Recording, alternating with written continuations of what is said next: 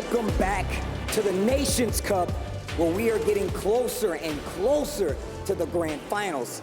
We have our winners finals, our upper bracket participants already locked in, but we still have matches to decide who's gonna make it even further and get closer to that big prize payout.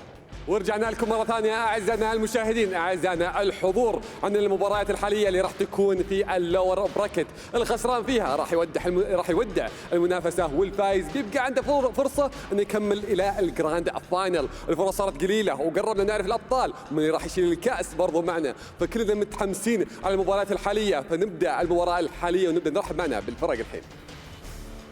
Yeah, you're right though. People are definitely trying to get this trophy. I feel like this is actually the main goal. You want to have this on your mantle, especially for a team tournament. And I know a team that definitely wants to get their hands on this bad boy. That team is France!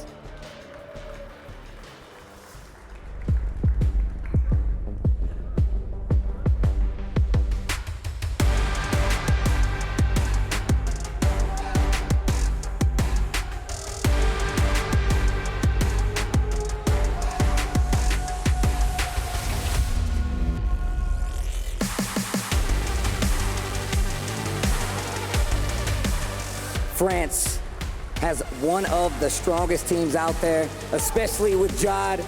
Feeling like he's a newcomer, but my man has so much experience. Of course, we got Gunny as well, and then the unstoppable, the always capable Super Akuma. منتخب فرنسا كان في نفس المجموعة في المنتخب الأمريكي اللي شفناهم، مباراتهم ما كانت طبيعية وكانوا جدا قريبين إنهم يكونون في المركز الأول، لكن عندنا الخصم الثاني الحين برضو راح نرحب فيه على المسرح. أعزائنا المشاهدين أعزائنا الحضور، رحبوا معي في منتخب أستراليا.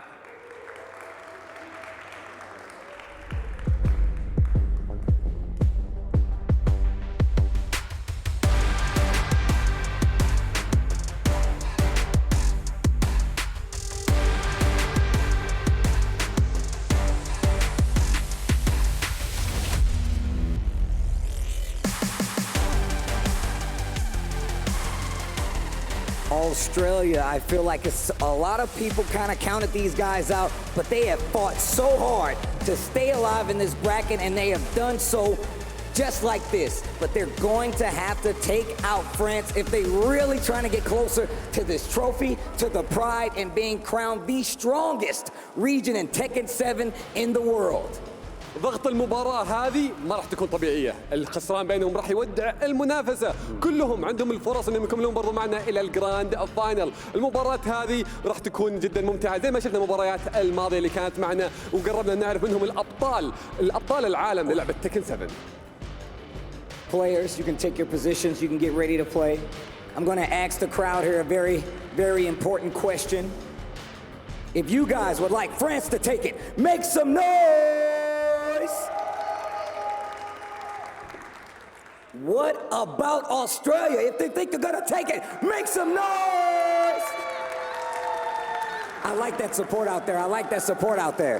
I would be interested to see who our commentators are supporting, but let's send it back to the desk. بعد ما عرفنا حماسكم لهذه المباراة، خلونا نبداها على طول وننتقل لكم مع المعلقين.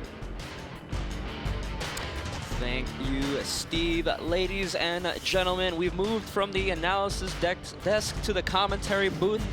I'm Bloodhawk. I've had a nice little cry after that Korea versus USA match, and I am joined by Ayano for France versus Australia. How are you feeling about this one? I'm doing pretty good, feeling a bit of, sympathy for you. Pat yourself on the shoulder a bit more. We've moved on already at this point, but... This match, though, I am low-key, high-key very excited because I got to actually see the first match that Australia played versus Ivory Coast, and they lost that. And then to find out later that they actually managed to beat everyone else in the group and actually move on was quite surprising to me. Not in the sense that, oh, I can't believe they did that, but oh wow, I would not have expected that.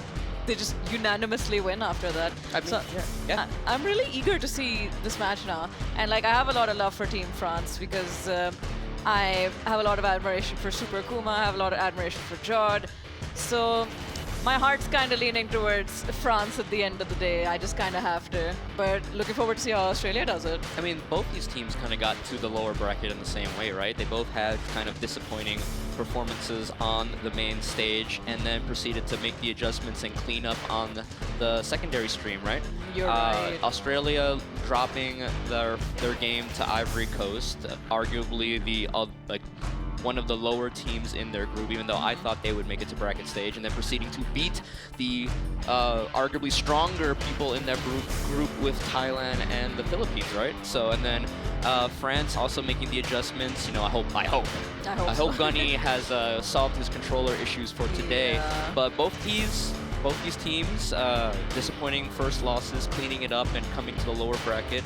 But unfortunately, one of them is going to have to go home after this match. Or not go home, but, you know, bow out of the tournament. Yeah, that'll be their, you know, not over until the fat lady sings. That's probably going to happen soon. And it's not going to be me.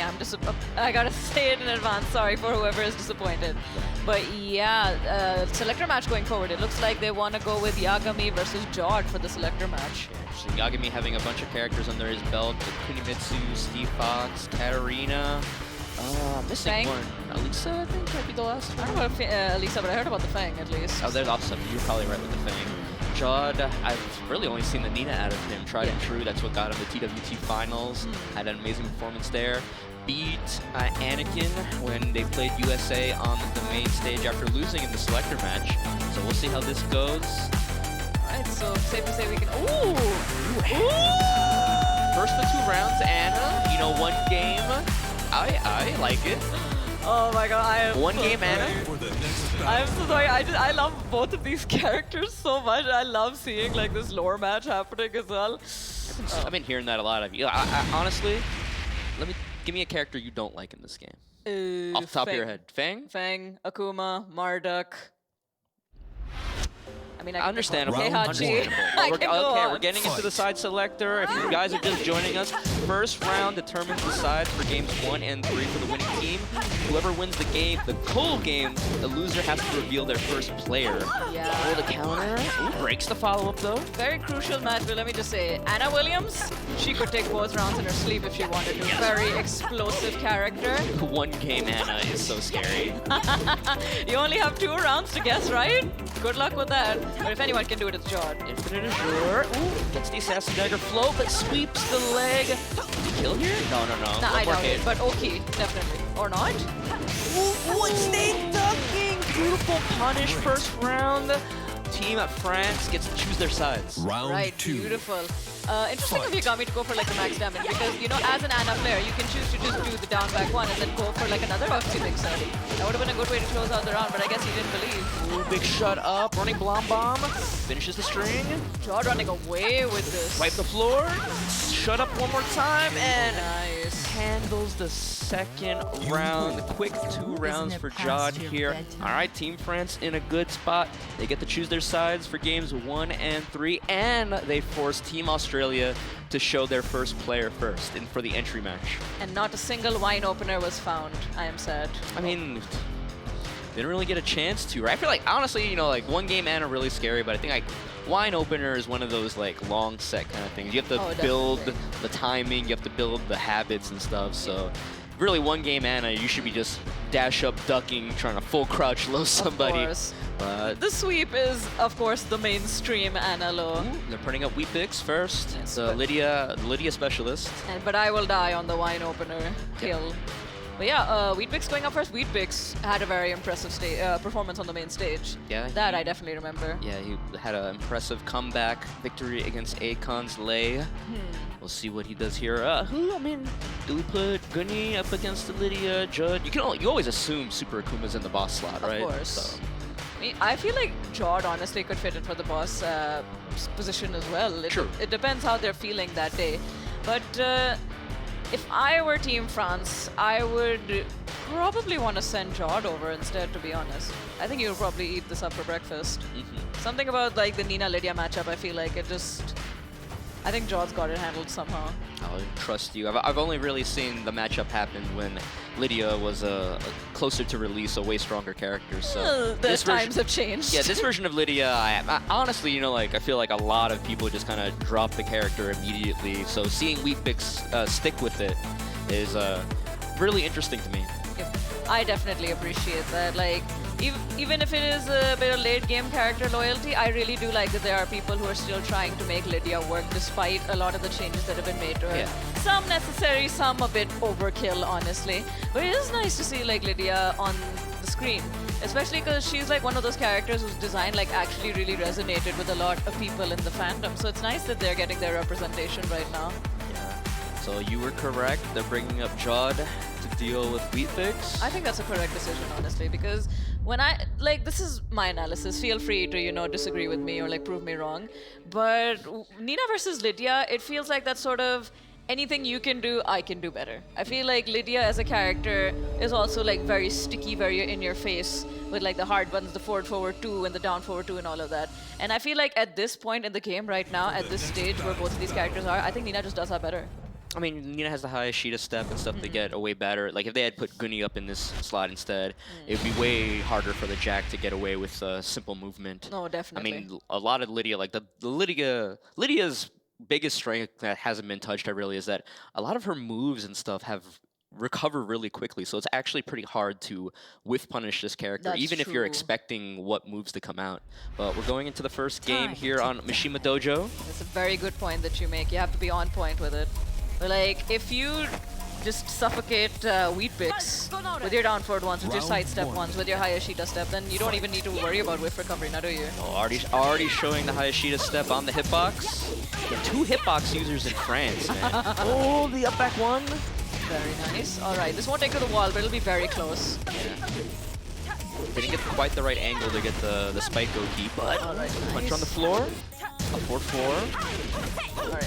Showing the stance pressure already. Nice step on the 4-4-3. Beautiful step. And like, nice side step as well, so he gets the right angle on the wall conversion. Shut up. Oki, down back 2. Yeah, you gotta have to deal with it.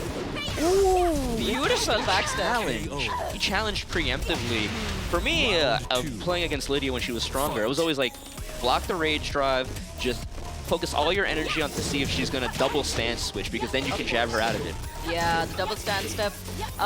She has 3 different stances, yeah. The 2 cat foots and the last one, I don't remember. But like, the double step, you need to watch out for that. She's got like 3 dangerous lows from that. The unblockable high, the high that leads to unblockable follow-ups, the mid and the low.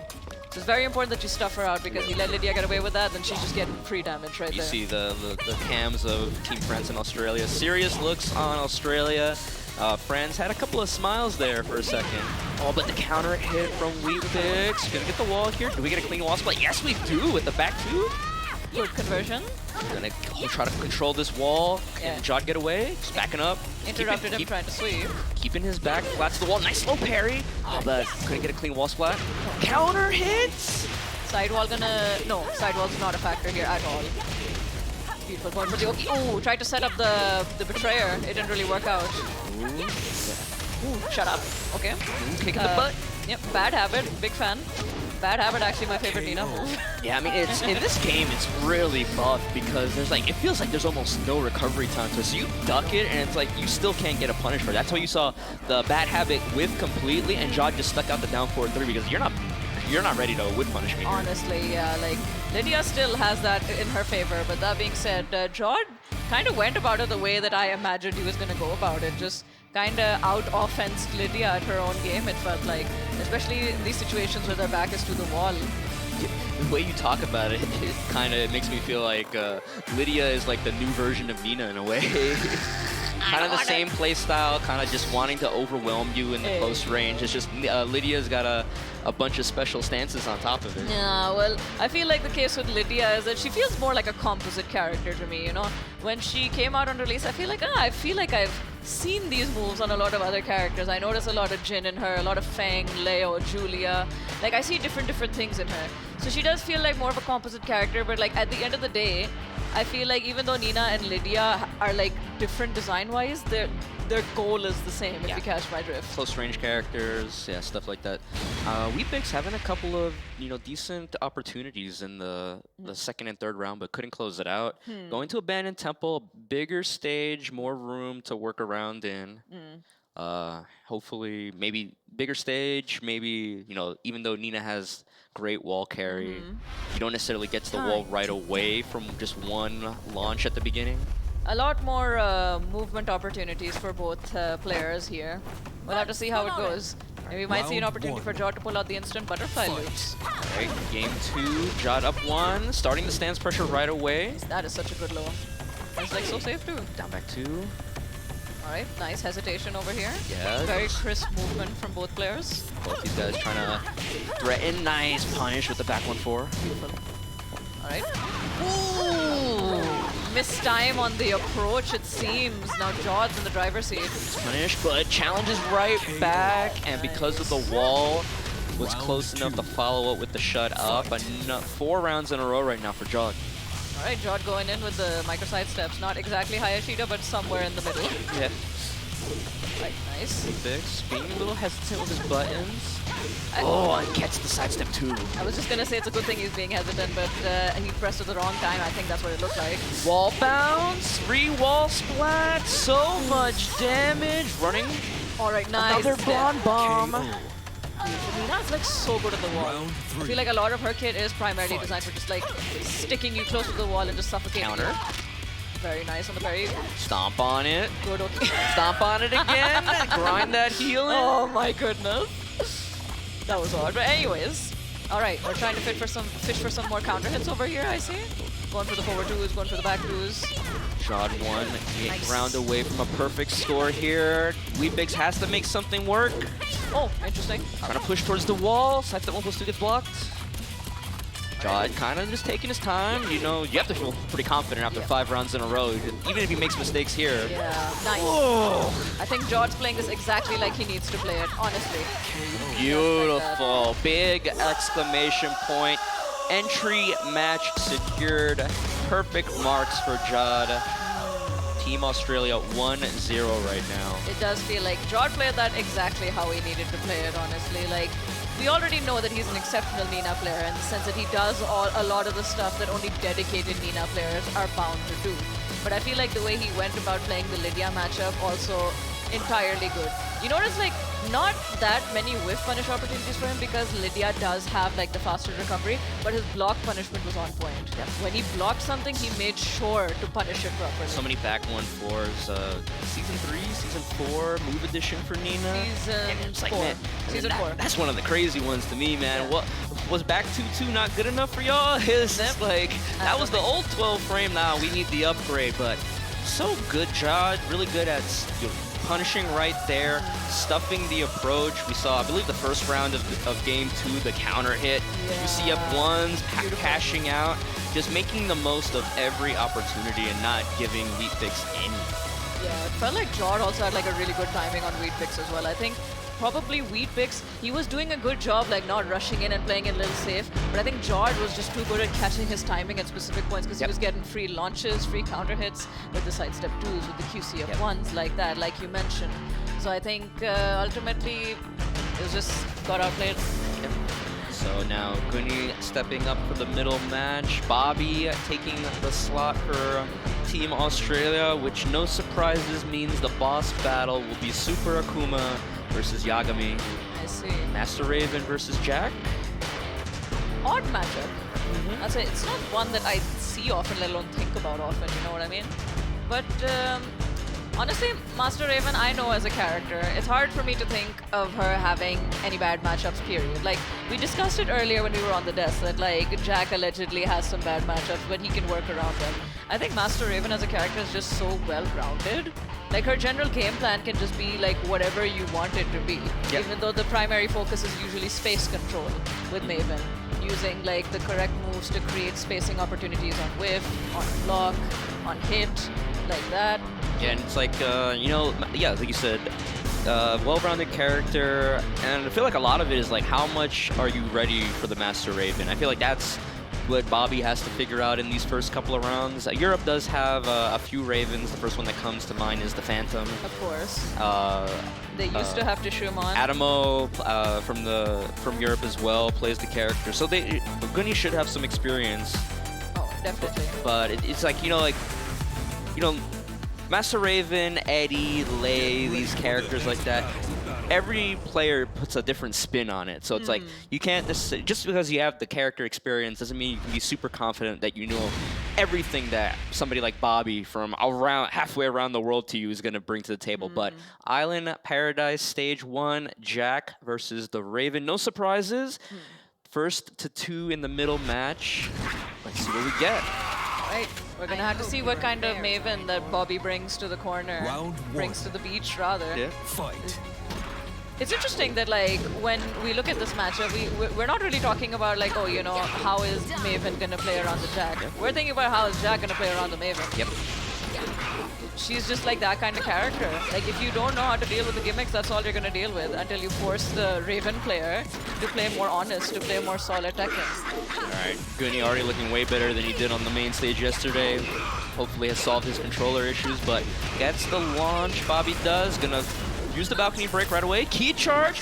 Ooh, mistimed it. Oh, Ninja Magic. We're out of there. Yep, we're out of there. No big issues over there. Master Raven, a character that actually you can go for a lot of key charge setups with. Interesting. I believe getting hit, even though he did the counter, removed the key charge status from him. Yeah. So it still counted as getting hit, even though he took no damage and disappeared. Yeah, Interesting. Master Raven's parry is very interesting like that. It does count as you taking a hit, which removes the key charge, unfortunately, but you don't take any damage. Yeah. So he's like, even though he had the setup, he had a backup plan just in case it didn't go his way.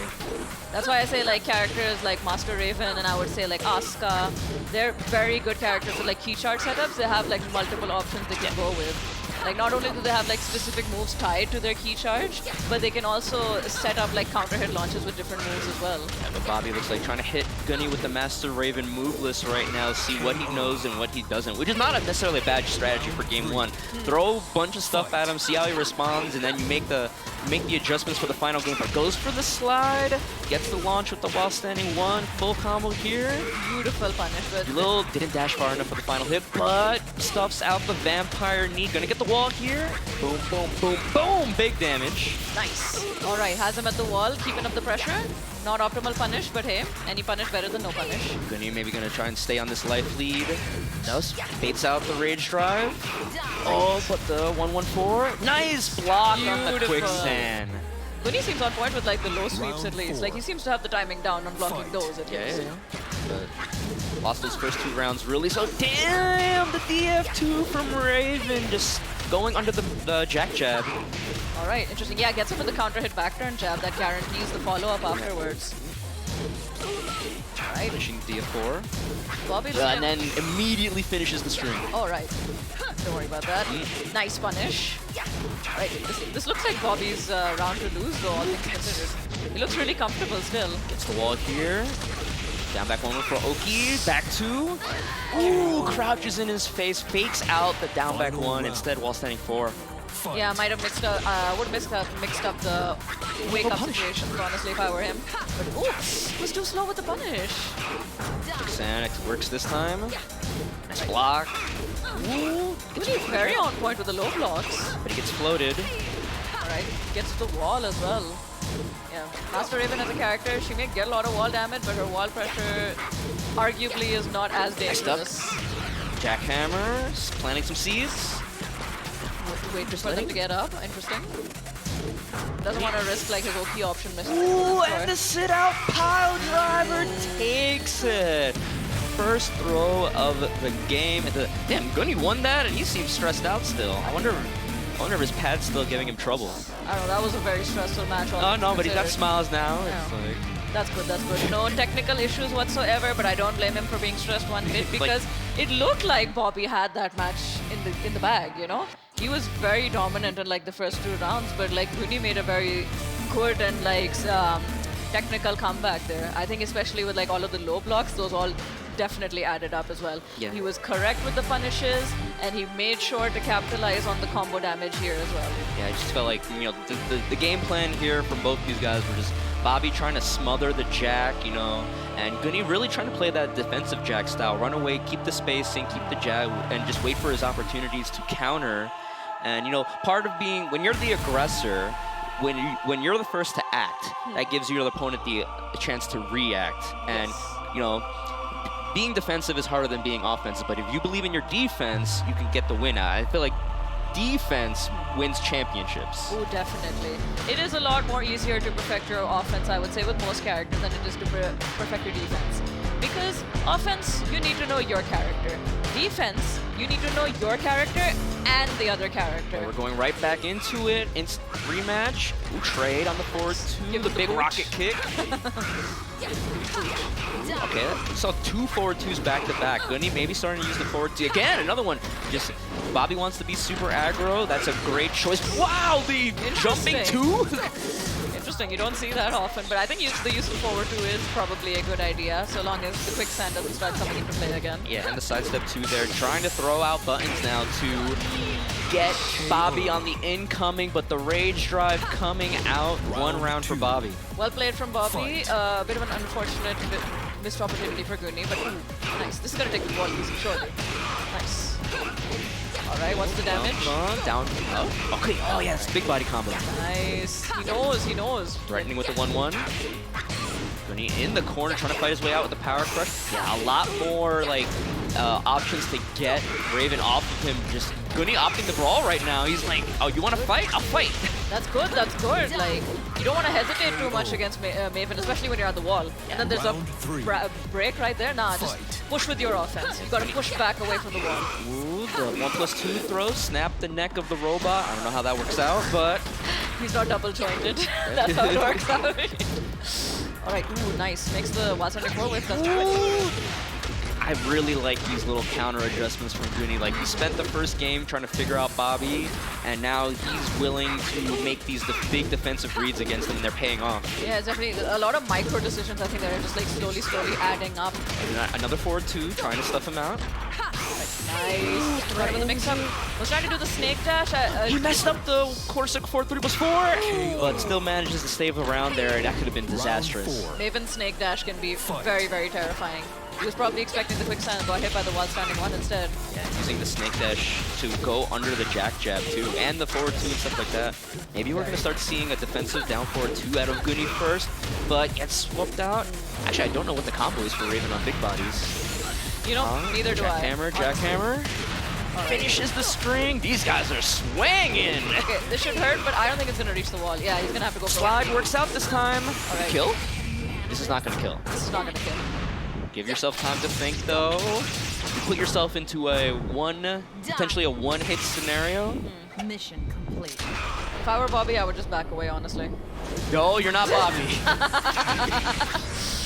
And the double low takes it. Potential final round for Team France here in the middle match. Beautiful from Gunny, honestly. Like, patience on the Oki and then just waiting for an opportunity to interrupt. Now he's still alive because of that. Or Bobby still being the aggressor here. Oh, but the forward 1-1 making some space with the QCF4. Got him with the black hole. All right, back to the wall we go. Oh, but the wall was too close. All right, doesn't get like a lot of damage from that, but this is a very dangerous position for Gunny. Ooh, can we kill? 3 wall splat. Not dead yet. What a low parry. Rage heart. Yeah, there we go. There we go. Just keep it nice and safe. Ooh, what a frantic back and forth. These guys pressing, but this man is clapping for himself. That's good. I would clap too. Oh, what an intense look on his face. He is feeling it right now. 1-1. If you can't hype yourself up, how can anyone else hype you up, you know? I mean, some people are stone cold killers, man. They like, I was in control the whole time. I've been doing this for years.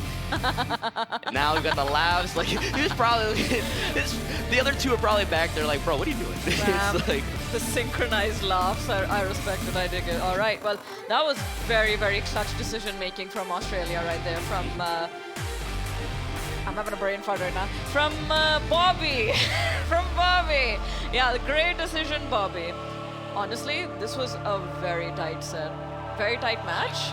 A lot of micro decisions at play. Yeah, and I admire both these guys, you know, little errors here and there, but one thing at high level play, if you make a mistake, it doesn't matter. You just like, you can't dwell on it. If you move on, you try to salvage a situation, and Bobby did that in a couple of situations in that second game. Gunny having some success, you know, trying to challenge. We saw a lot of the forward twos, we saw the power crushes, we saw some sidestep twos trying to beat Bobby to the punch, and it was working out, but really, really close game 2. And now we're moving into the deciding game. It's another rematch. You know how invested they are in this. Oh, he got too hype, and he messed up something with his pad. This is why you don't pop off too hard, man. You pull out your controller out of the socket, you break something, man. It's like, and this is not a good situation for Team Australia right now. We will try and figure it out. No worries. So while they're sort of sorting that out, I was gonna say, you know, it's some test when like they don't even want to think about changing the stage. They don't even want to think about changing the character. They just want to go in the rematch, go back into the same stage. Those are like my favorite kind of sets, honestly, where it's like, nah, you and me right now. No other factors need to change. I got this. All right, but yeah, technical difficulty is going on right now.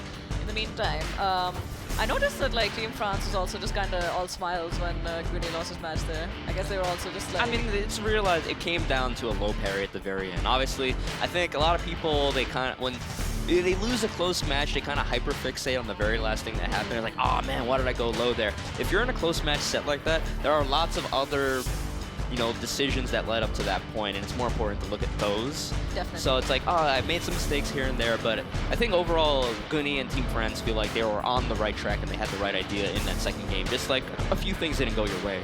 I think so too. I think so too. Like that was a very good, like close set. It's like, oh, okay.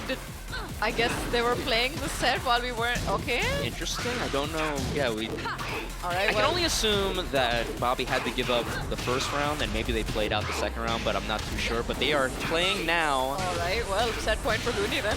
Controller maybe not so working, but Bobby not happy right now. I wouldn't be happy either. Down 2 rounds in the third game. All right. Yeah. Stay tuned, everybody. It's may not qualify. I mean, they may not count this match. Let me know. They're playing this out. So, and Gunny in a good spot right now. Bobby has Rage available. Sends the Rage drive, but doesn't get whip punish. Regular throw. Raven does have a 2-way back turn mix-up. Manages to get the third round. Stay alive here. Bobby, look back at his team real quick. Don't worry, I got this. It's all a plan. All right, 1 round down. Don't worry about it. Controller problems ain't no thing but a chicken wing. No one's put me on that. Wall control here. Bobby trying to fight his way out. Jackhammer finds its mark though. Wall is right there though. Spring kick, a little bit too shallow. Spring kick, variable frame data. Right, just going in with the lows though. Finishes it. Beautiful weight from Gunny. Bobby betting it all. Both hits of that Raven string are launch punishable. That's why there was the delays. Like, is he gonna finish it or not? Gunny bet on finish, and he was correct. Bobby, like, kind of disappointed with whatever happened with the controller, but it's not over yet. It's now tied at 1. It's actually no, I'm sorry. It is 2-0. But it could potentially tie now. Yes. It all depends on it all depends on Yagami for Team Australia. They have like all 3 cards at the play as well. We noticed that from the camera. Yeah, nobody's been using cards yet today. You know, even in the, I believe even the Team Pakistan game. All right. I think what we'll do, we'll let the studio deliberate on that instead. So over to you, Spag. So once again, we find ourselves in a 2-0 situation, this time for France against Australia. John and Gunny getting their wins against 6 Weet-Fix and Bobby, but now it comes to a boss match between Super Akuma and Yagami. I'm joined on the desk here by Rip and MYK to deep dive a little bit into what we just saw. What was that, guys? A bit of an unfortunate situation now, I think, with Bobby, but 2-0 for France. I mean, I guess it's a little redemption for Gunny right there with what happened with his controller. Yeah, but unfortunate, man, for Bobby. A little bit of a controller issue in game number 3. I don't know how that went because we didn't even see the disconnect message come up for him. Yeah, honestly, like if Gamers8 runs an event again like this again, I feel like it's not the player's fault that the controller disconnects that, right? Like there should be some kind of prompt on the PlayStation or something. So I don't feel like the players should be penalized. This happened earlier with Rife as well. So in that kind of situation, I feel like you got to say, look, it's not the player at fault here. Let's just start it over again. Yeah, and then we could have totally restarted that because he only hit up 1 full crouch down back 1. Could have just gave him that low poke and started like from there. Yeah, but either way, Gunny did end up taking it there, 2-1. You know, some good adaptations were made. There was times that Bobby, I feel like he was disrespecting a bit too much, and Gunny kind of caught on to that, right? Yeah, definitely. I mean, Bobby went for a lot of like 1-1-4s, but yeah, this Jod match here, it was total domination. The Nina was looking so strong, bad miss. The active frames stay out there for so long, you don't know when to get the whiff punish on it from the duck.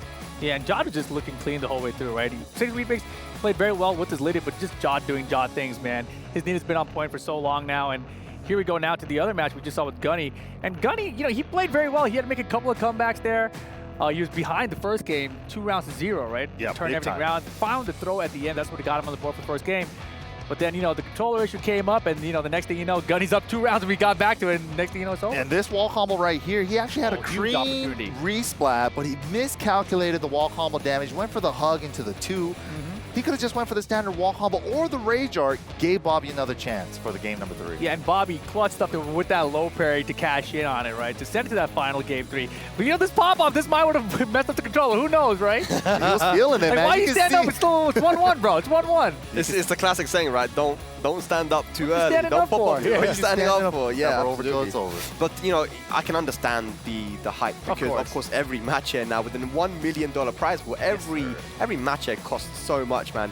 I believe losing now will get the team 20,000. That's a lot. But a win gets you at least 40. So you're doubling your money. That's a lot more. Yeah. And it's possible. It's possible if Yagami can take us to a tiebreaker here against Super Akuma. I think it's going to be a little bit more difficult now because now that Jod and Gunny have won their matches, it means that this boss match is not... It doesn't mean a loss for Team France if Super Akuma loses. There's less pressure on him because we know Super Akuma can sometimes let the pressure get to him a bit too much. What do you guys think? I mean, you're the one that brought that up. You probably have more history of Super Akuma in that scenario. Yeah, UK's big France haters. Yeah. That's what I'm hearing. You know, it's a love-hate relationship, you know? Yeah. It's a sibling rivalry. It's a hate relationship. That's what you're saying. Yeah. But yeah, no, like but seriously, I mean, I was going to say, this is going to be an interesting one, but you know, we just had a tiebreaker before this with Korea and USA. Same thing may happen here, and even though it seems like it's one-sided, you know, obviously France can't lose in this position. They can lose if the pressure does get to Super Akuma.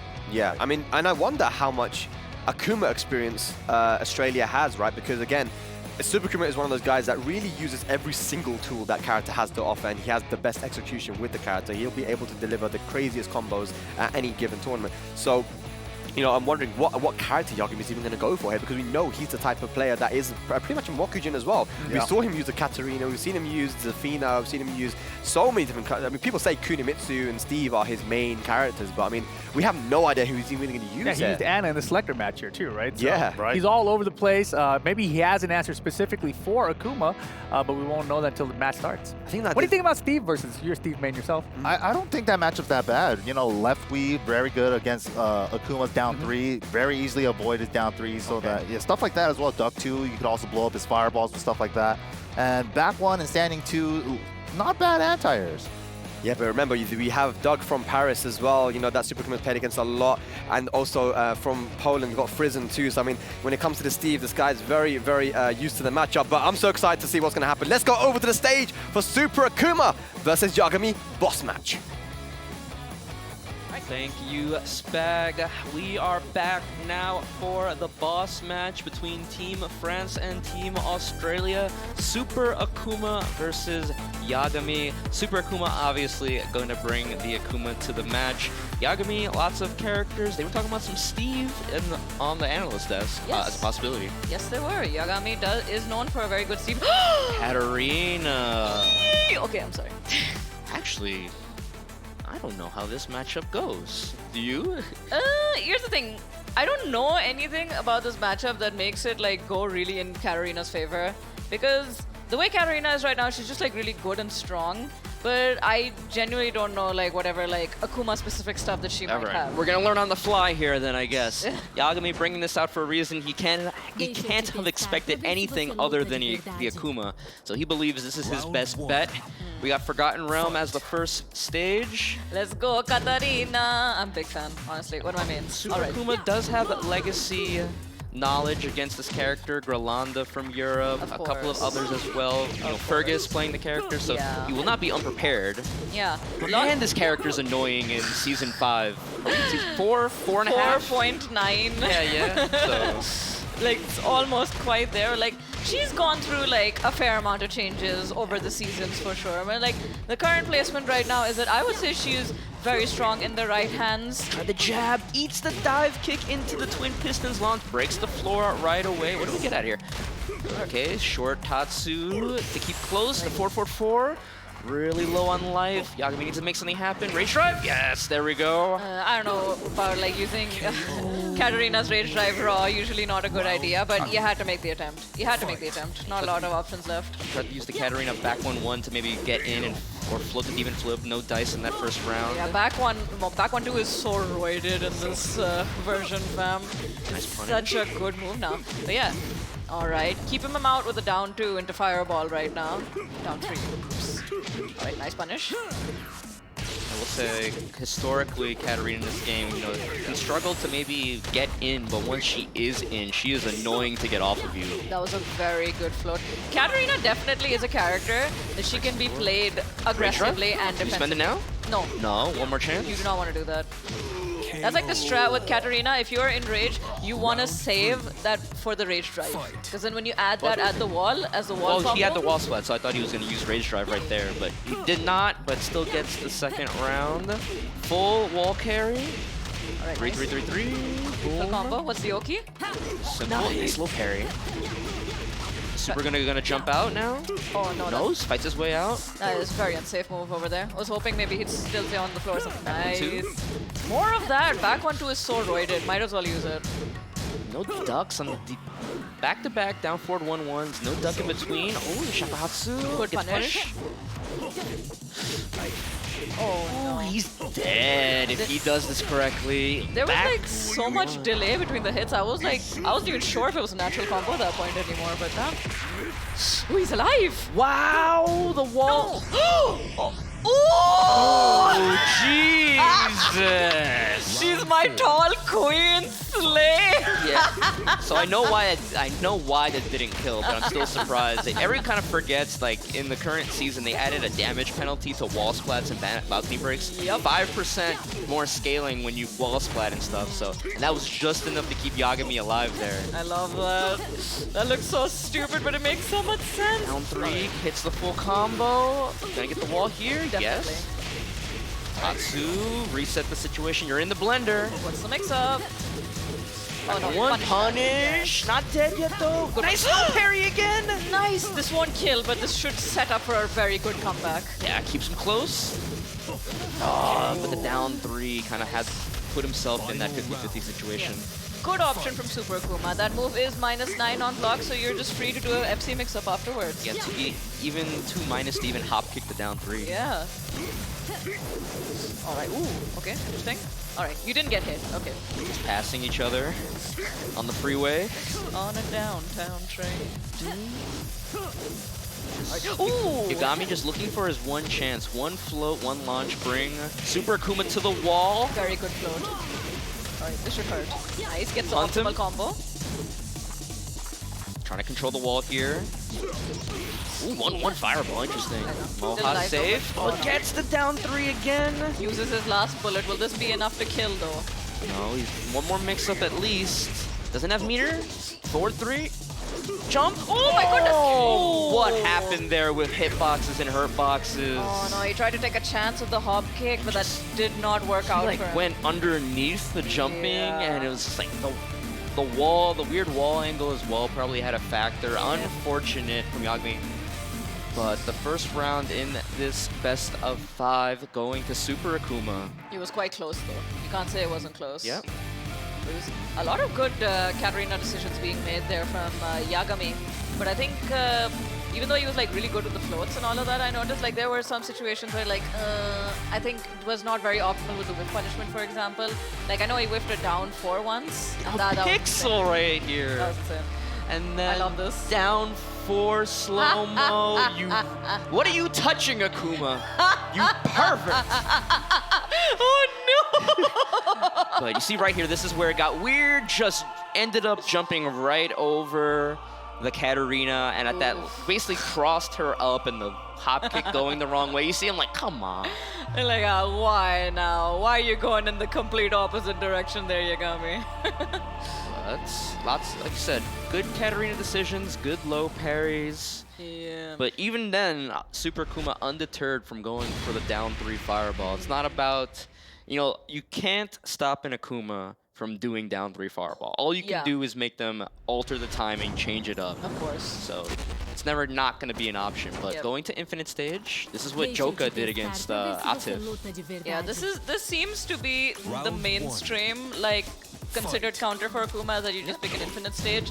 I think this is just invalid against Super Akuma though. Because here's the thing about Super Akuma, he's admitted this to me, well, not me directly, but basically that everyone always picks Infinite Rift against him because he plays Akuma. So he has trained himself to be able to be good on Infinite as well. Yep, same thing with Eliza players, right? Eliza players will just play a different strategy when they're on Infinite. Like, they'll get the life lead and try to run away, but beautiful first round from Yagami, using the standing 4 from Katarina to float the demon flip. That's a very good option. It has like very decent range as well. So you can catch him like coming in at different times, different ranges with that.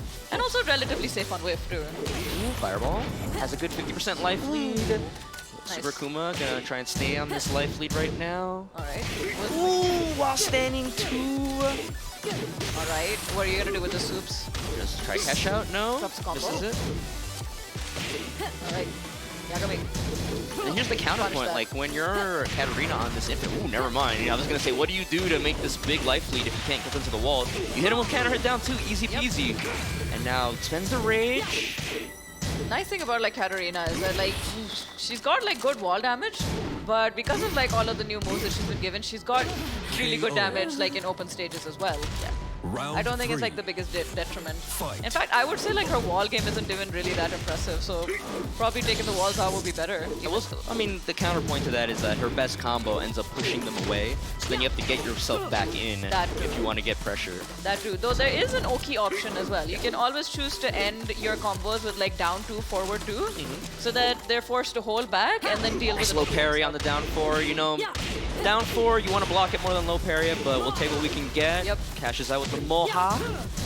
Most probably was just like expecting a down 3 as well. You can't choose the low you want to low parry. Exactly. But you can choose how much damage you're going to take from it. Here's the Oki option. Ooh, EX Tatsu, get out my face. That was a very smart move from Super Akuma doing the jab to like challenge Tatsu the to keep close. Nice. Ooh, no brick! This ain't Street Fighter, he could have broke that throw, but a little asleep at the wheel. Yagami, 1 round away from taking game 2 in this boss battle. That would be sick. Come on, Yagami, I believe in you. Stuck on the down 3, but no punish. Watch out for that meter, though. Alright. Just going for the slow pokes. Harrier 3, Harrier 3 again. Well, down 4-3, right? Yes, yeah, down 4-3. It's okay. Harrier low, same difference. Alright. Taking this nice and slow, nice and easy. You want to wait.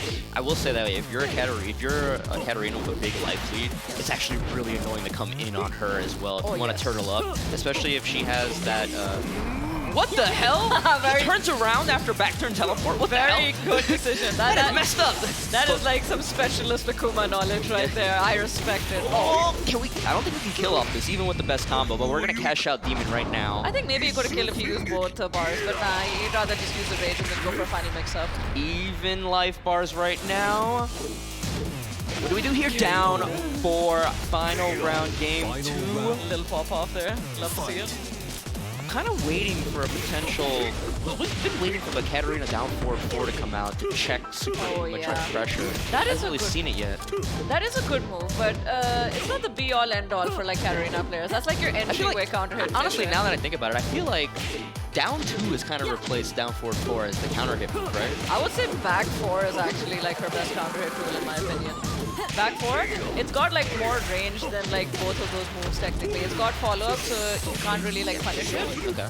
And it's got a very low hitbox, so it's really good in Oki as well. Interesting. I love using it on Oki. Huge life lead for Super Akuma right now. Trades with the DF1 in his favor 2 games now for Team France. Yeah, very well played by both players. Super Akuma just edged it out. And again, just like, you know, final round situations, Yagami just not able to clutch out these last rounds. But, you know, still playing super well, keeping up with Super Akuma, but, you know. Definitely. This is good Katarina play. Like, he is doing what you gotta do with Katarina. Like, you mentioned earlier that it can be hard to approach a Katarina when you don't have the life lead. And a lot of what makes that hard is that she's got good jab strings, good reach on that. She's got the magic 4 for keep out as well. She's got very good forward momentum with her down forward 1 and the back 1 too. A lot of these are like her key moves and her key pokes. So she can make it very difficult to steal the life lead. Just as she has like a very decent time getting the life lead in the first place as well. Yeah. She's very well-rounded in this current state of the game, I would say, honestly. But yeah, Super Akuma, I think all of that experience against EU Katarinas is coming into clutch here. Yep. It's up to Yagami now. He's got to think this over.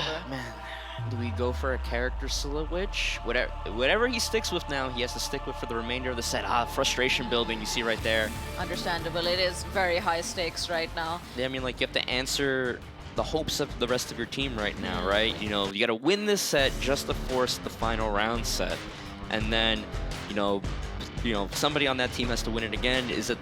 You'd assume it's the captain and Yagami again, but just again, you know, like, it's so close. You don't close it out, but we're sticking with Katarina on Infinite Azure. I don't blame him for this decision, to be honest. I think he was doing well. He was making a lot of good decisions. I think he just needs to sort of clutch it out a bit more. Yeah. Maybe guess right a bit more on some decisions. Nice block. Nice punish. Beautiful. All right, keep out. All right. I think one thing I can criticize. All right, that was a double. Ooh. That's a very good way to deal with the Harrier stance, by the way. It has very weak tracking, so you should be stepping it like Super Akuma said. Yeah. I think one thing I could see more from Yagami in general would be like FC down forward 4. I think I haven't seen enough of that, actually. I mean, I think those 2 we saw at the beginning of the game were the only ones of the set. KO. So yeah, you're right. It took until this point to see it come out. Fight. It would be like really useful in like dealing with the power crush and also dealing with the fireballs as well, because it's got a very low profile as a move. Nice float on the demon flip. Very consistent with the floats. I love to see it. Gonna keep him closer, cash out some damage, run back in with the running 3. All right, going in, nice.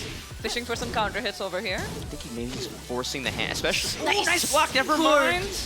Good punish. All right, this should kill. 100%. This should kill. Moha takes it, run, but nice. Super Akuma full meter right now can do so much damage to Yagami's life bar. Be very careful how you approach. Be very careful how you answer back as well. Down 2. All right, nice walk. stack. Yeah, but not ready for the whiff. Back 2. Right, nice. There's the back 4 I was talking about. Yeah, very good move, very underrated move, honestly. Actually, I remember seeing Grelanda use it a lot in TWT finals. It's very good. Like, it edges out over down forward 4. Like, it's not safe, but because of the follow-ups, it's basically pseudo. Triple down 4. Do it again. All right. Still hasn't used any of this meter, but still has a commanding life lead. I don't think he even needs a meter, to be honest. Like, Soups recognizes he has like the life lead right now. Why not just hold on to that meter for when you need spend it for double fireball. All right, got the jump over, down 4 again. Trades with the spring kick with 444, and Super Akuma set point right now. 1 round away for a 3-0 sweep for Team France. Very to good send Australia out of the tournament. Very, very good timing. Down 4 block. Beautiful, that's optimal punish right there. Let's go. That's max damage too. And honestly, I wouldn't be surprised if while standing 2 would have whiffed. That was like tip range. Yeah, the nice thing about up forward 3 as well, it can like punish moves that have a lot of pushback. Like that is the punish for Asuka back 3 as well. So it's very smart to use that in Super that Akuma almost about to have full meter again. He could spend it all now to cash out. Spends 1. Gonna keep him close with Tatsu maybe? Or Fireball? Light Tatsu. Right. Running 3. Oh my god, that's so much damage. EX Tatsu. Okay, no more meter, but he only needs 1 big hit, 2 little hits to take the rest. 11 seconds, Harrier low. Winnable. Yagami staying alive. Super Akuma, no bars on deck, half a bar meter. Nice, punish that, good. Oh, I'm seeing a lot more of the moves I wanted to see from you, Yagami. Let's go. Down 4 again. All right, nice. Good defense. Didn't commit. Good job. About to build a bar. All right, you got this, Yagami. This is possible. Just don't rush in. Don't rush in. Don't make any mistakes. trade. Right, down 3 at play now. Watch out, nice with punish. 1-4-1. Poking with the mids. Gotta be careful, you know the down 3 or the wild standing 2 is gonna come next. Trying to slow down the pace. Oh no, there No! The clean, the run up, down 3, fireball, FADC. Kept it simple with the jab. Shoryuken at the end, and Team France is your winner. Everybody pulling their weight here. 3-0 sweep. They move on into the next round of the lower bracket, and you see shaking hands there. Good games all around. Australia, unfortunately, going on. You see Bobby there, like, ah! I feel that, man. I feel that. If you're gonna, you know, have the dramatics, might as well have it on the main stage. But I mean, yeah. I know all about that. I had my own dramatics earlier, but, you know, like, everybody from Team Australia tried their best, but very close sets. You see right here, Jod versus Weet-Fix. The Nina on play, showing why he deserved his spot at TWT Finals last year. Definitely outplaying Lady at her own game over here. Yeah. That was very well played from Jod, definitely. That was, I imagine that first victory just did a really good job cementing the confidence for the rest of the team. Yeah, and you see here, Gunny, after that first game, it felt like he had all the knowledge he needed on the counterplay, on how to deal with the Bobby's Master Raven. Unfortunately, that controller issue in that final game, you know, leaves unanswered questions about how that would have really gone. But if you're Team France, it's just like, you're playing for a lot of money right now, and you take what you can get. You gotta exploit what you can. Unfortunately, them's the breaks. Yeah, and, you know. Nice pop-up. It's really unfortunate once you realize what happened after that pop-up. Yeah. And going into the boss battle, Super Akuma, 3 games. Yagami with the Katarina tried his best, came so close all 3 games, but just couldn't clutch any of them out. Honestly, very good representation of Katarina from there, Yagami. I appreciate that you did that. I appreciate seeing all of the different moves, all of the different stances. You did a great job at Katarina.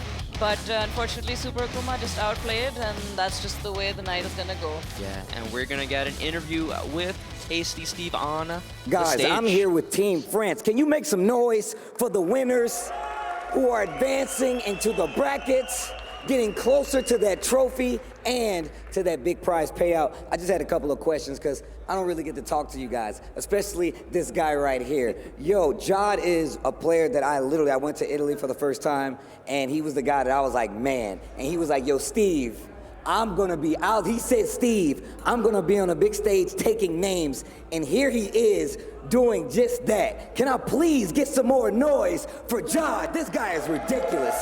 And I just wanted to ask you, like, what is it like, man? You've been in some high pressure situations recently, especially with a character like Nina, and that character is not easy to play by any stretch of the imagination. How do you keep it calm, especially in some of these tight-knit situations? I just remember that I have so many people cheering for me. I try to stay calm, be myself.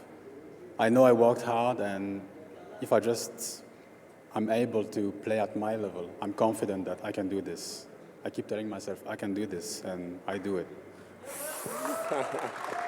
سألنا اللاعب انه كيف تقدر تلعب في الشخصية او تحديدا شخصية نينا، ان الشخصية مو سهلة الواحد انه يقدر يحترفها ويلعبها بالمستوى العالي زي ما يلعبها جون، لكن قال ان انا اقدر العبها لاني احاول اني اهدي نفسي واتدرب فيها بشكل مرة ممتاز، وفعلا شفنا منه مستوى اسطوري في هذه المباراة. اعزائنا المشاهدين، اعزائنا الحضور، منتخب فرنسا راح يكمل باقي معنا المشوار في اللور براكت. Now, Gunny, I wanted to ask you, what is it like now? I mean, I feel like it's really a different kind of feel to be on a stage like this playing with, you know, your countrymen. And on top of that, you're like one of the last jacks out there still holding it down. Got a lot of respect for that. Can you talk to me a little bit about the mindset that goes into playing with, like, especially you got like a Nina, then you got an Akuma. Like, that's a nice little character balance that covers like a nice little range of matchups. I can't really be nervous because I trust this guy 100%. I know they're really, really strong. I just have to do my job, do the best I can do, and lead the game win. فعلا صحيح. سالنا اللاعب انه كيف تقدرون خلينا نقول تكملون بعض في المباراه او المباريات بشكل عام. يعني عندكم برضو لاعبين بشخصيات مميزه زي شخصيه نينا وشخصيه اكوما، شلون تقدر تكملهم حتى برضو انت في معهم بالفريق؟ وذكر قال ان انا اثق بفريقي، اثق باللعيبه اللي معي، وفعلا ثقته كانت في محلها وقدروا يحققون النصر من بعدها. اعزائي المشاهدين اعطونا تحيه ثانيه لمنتخب فرنسا. Last question, and I want to go to my man right here, Mr. Super. You know that's my boy. You know, ow. Anyways, look, you're one of the most like passionate players I've seen in a long time. You always try to make it happen. On a stage like this, that can be nerve-wracking. And obviously, you still play Akuma, but you do it well. What made you stick to the character, and like even more so in situations like this? Like, how do you clutch it out so much, man? So pretty much the opposite of Judd. I've got so many people rooting against me so that I have to win. I just remember that. No, really. It's just, at this point, I'm used to it. I've been doing tournaments for so long. Like, you get used to it. This is the biggest stage I've been on ever, but I'm here to do my job, and I'm going to try and do my best. That's it.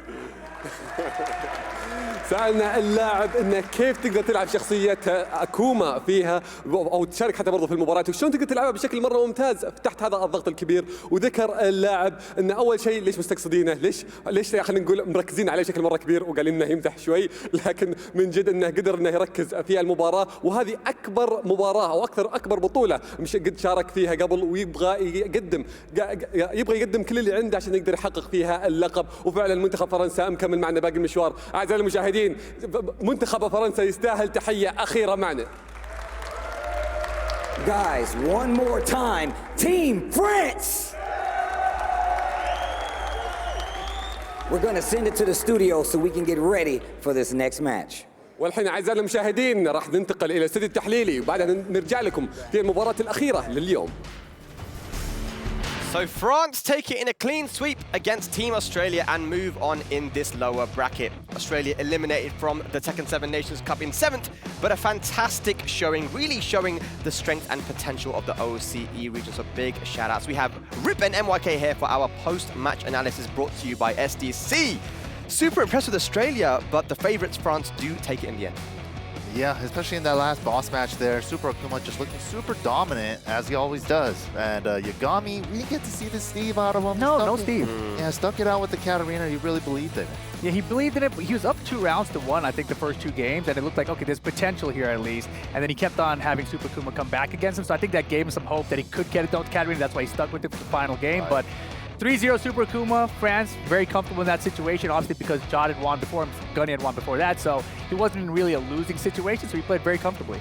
Yeah, I can agree with that, and I think the Katarina pick is interesting, right? I mean, hindsight's always 20/20, but you know there is a long history of Katarina in Europe. You know, Bloodhawk briefly touched upon it with Gurlanda, Fergus, but especially Kalak. You know, myself, I used to play Katarina back then as well, 2017.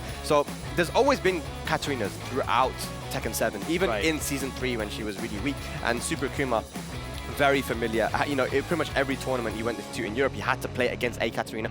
You know, we mentioned that the Tatsu is a guaranteed punish against the 444, which is one of the key moves of Katarina, right? So he just looked pretty comfortable, even though, like you say, I mean, he was winning some of the rounds here. This just goes to show Yagami is a very strong player, but, you know, as we see the replays right now, but in the end, Super Akuma probably just his experience showing out here. Yeah, and I mean, regardless of which character Yagami went with, it's not like Super Akuma's like, oh, I've never played against one of these before. He's been around the world, traveling to all these tournaments.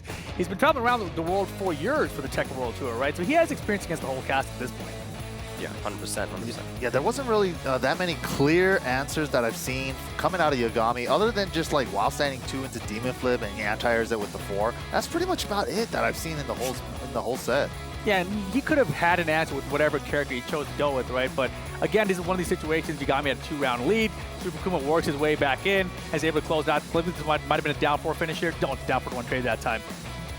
Yeah, look at that. You know, this going to the Infinite stage was definitely a good choice, but I think Katarina with the rage, you want to make that comeback, you know, that wall, all of a sudden you're thinking, damn, I want it. I wish I had that wall here now. Exactly, and with Akuma finishing with the Tatsu, I mean, he's very used to playing on the Infinite stage, finishes his combos. We actually saw that in this match.